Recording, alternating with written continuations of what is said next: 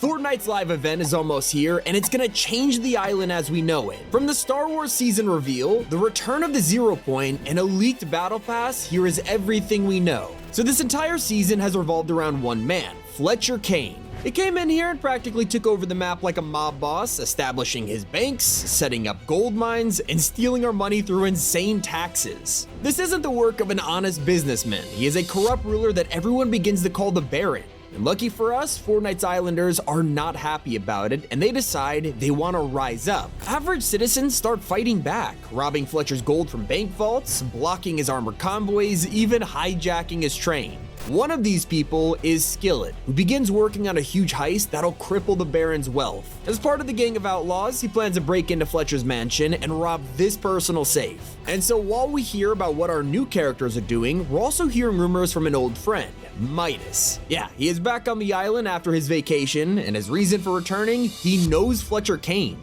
We're old acquaintances, and yes, he's always been a pompous blowhard. Even when the Baron had nothing, he believed the world belonged to him. I've always been one step ahead of him, and I suspect he has taken that personally over the years. Now, Fletcher is not happy to hear about Midas's return. In fact, when we overhear the radios of his henchmen, it turns out the Baron is hunting down Midas and wants him dead. If any of you see Midas in the field, you know where to aim. I want those golden hands mounted on the walls of my study. We have a Midas sighting, sir.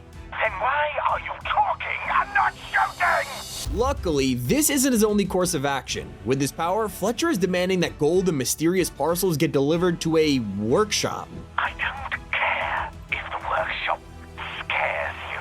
Deliver the gold or face your punishment. You're probably wondering who this workshop belongs to, and all of it's connected to one person. It's the very same man who brought this gold to the island in the first place, Daigo. The machine's been installed in the workshop, sir. Finally, some good news.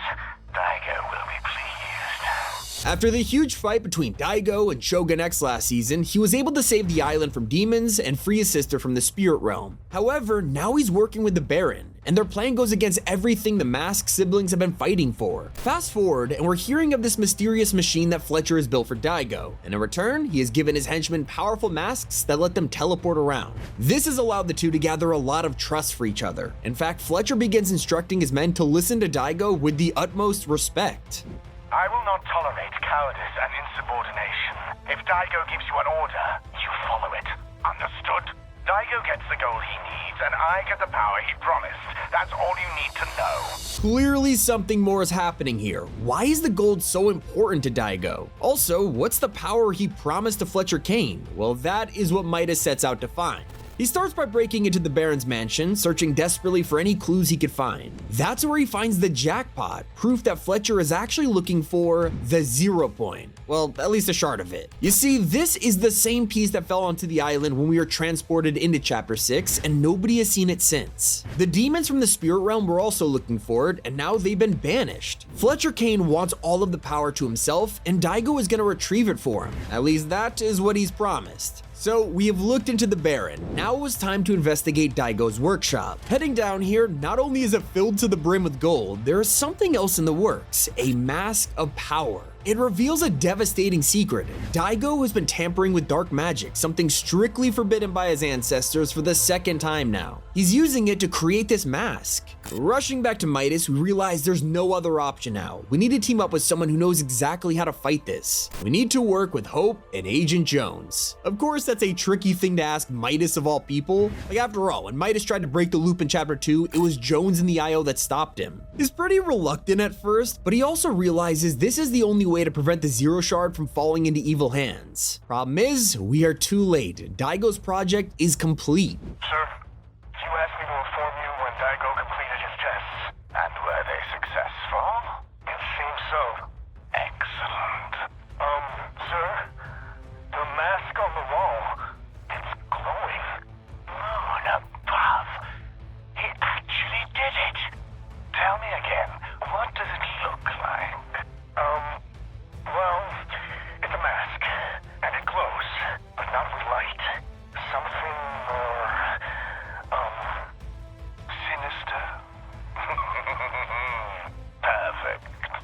that's where it all culminates. One announcement from Fletcher Kane about what comes next. We're proceeding to the portal phase shortly. Now, as we make this video, Daigo and Fletcher Kane have both arrived at the Spirit Realm portal to begin their final phase. The plan is going smoothly, and Daigo has the mask of power he created ready to draw open the portal. Fletcher Kane, he's not concerned with money or wealth or even protecting his gold from thieves anymore. This means everything, and he's here to guard Daigo as he,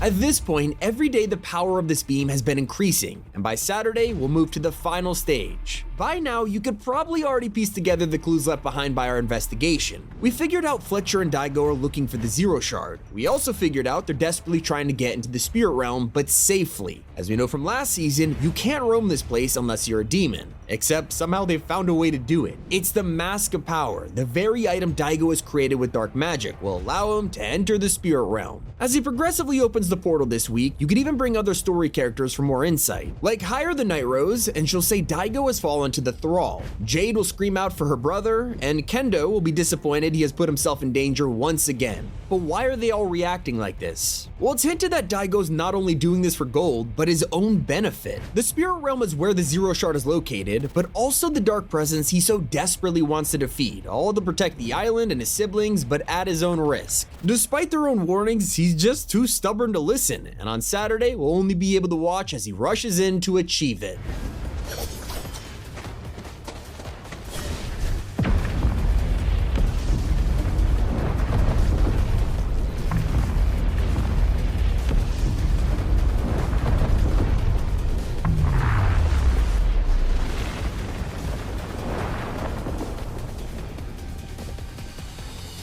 Well, this is the culmination of months of buildup. It's just not gonna end well with Daigo running in the portal. In fact, we've been so distracted by his story that everyone's left their guard down. Daigo and Fletcher have been our villains, except in a galaxy far, far away, someone even more crooked and evil is plotting to take power for themselves. As we look up into the sky right now, you'll see this gigantic rift has drawn attention, and now something's coming. The Death Star. Quick pause here. I know that just sounds like it came out of nowhere, but the truth is, it didn't. While we were looking into Fletcher Kane, Midas realized there were some strange energy signatures around the island. We went to collect his sensor from a chest, only to realize it looked mysteriously futuristic. This chest was the first sign that Star Wars was about to take over our storyline, and as the Death Star approaches over the next few days, everything will be announced this weekend. That's right, the Star Wars celebration is happening in Japan on April 19th, and Fortnite has already revealed they'll be making a special announcement during the event. Think about it, they previously showed off the entire Marvel season at D23 last year, and the teasers are already starting. Chewbacca and Darth Vader returned to the shop last night, which is already suspicious, but wait until you see the promo image. This is a brand new Star Wars background and UI, clearly tagging that this is for Battle Royale. But if you keep looking, there's also 3 icons down at the bottom for an X-Wing, the Death Star, and a TIE Fighter. These might even be vehicles. Especially when there's leaks that will be able to remotely control Star Destroyers to call it an orbital strike.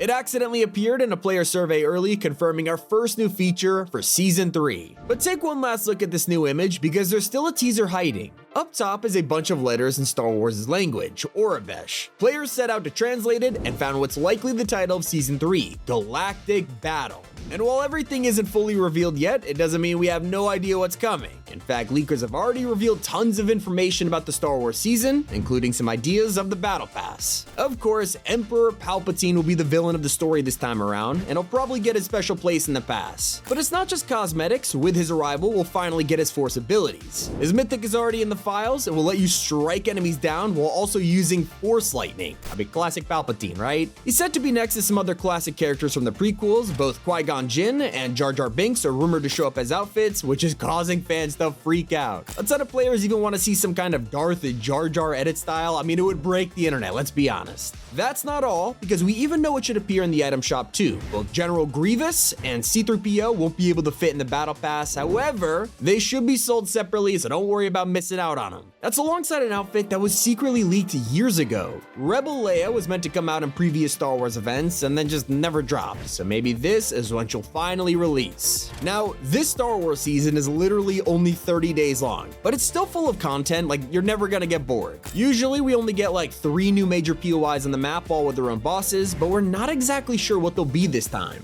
My money is on something like Mos Eisley, maybe Vader's castle, or even the Rebels base on Hoth. I will say it'd also be pretty cool to have a crashed AT-AT we could walk around with, especially with 5 new types of henchmen coming to guard these places. Won't just be hostiles we come across either, they'll be joined by 6 new NPCs too, which is just a ton of Star Wars characters. Not to mention, we'll get the return of classic sabers, force powers, blasters, but I would love to see our first Star Wars vehicle, maybe like a speeder bike or an AT-ST. All we know for certain is that this has been in the works way longer than you think. If you take it back to Chapter 4, during the Big Bang event, Fortnite were planning on some kind of Star Wars reality that would appear here. Turns out, they scrapped it at the last minute, possibly hinting at a dedicated Star Wars mode. What I am very curious about is, will it debut once the season ends? I sure hope so. They could even announce it at the Star Wars celebration, or just maybe it was scrapped because of the season. Anyway, that's everything we know. Hope you guys enjoyed it. It's been Tommy, and keep it here on Top 5 Gaming.